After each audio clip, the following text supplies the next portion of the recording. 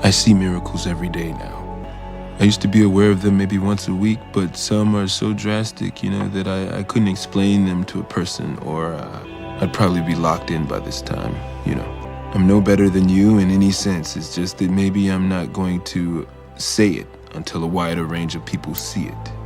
It's a universal thought. It's not a black or a white thing or a green and gold thing. There are a few chosen people that are here to help get these people out of this certain sleepiness that they're in.